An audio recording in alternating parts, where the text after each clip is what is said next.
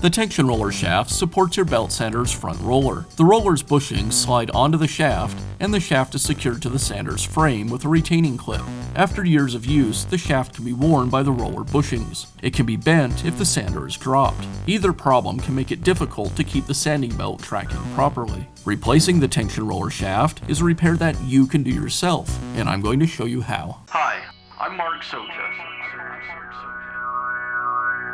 Do-it-yourself repairs like these are easier than you might think. From lawn machines to cordless grills, kitchen mixers, Outdoor grills. our how-to videos walk you through each repair from start to finish. So doing it yourself means never having to do it alone.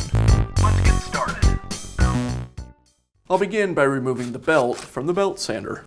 Now I'll re-engage the tension lever. Now I can remove the retaining ring that secures the tension roller shaft.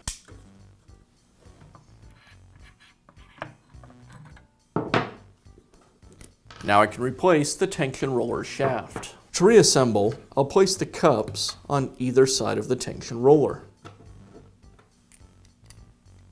Now I'll align the roller between the bracket.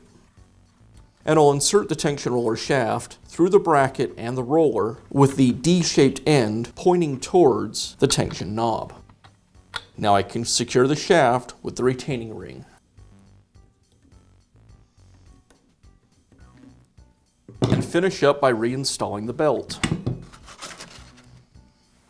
And now you know how to install a new tension roller shaft on your belt sander. Be sure to check back often for new videos and expert advice. If you found this video helpful, give us a thumbs up. And leave a comment.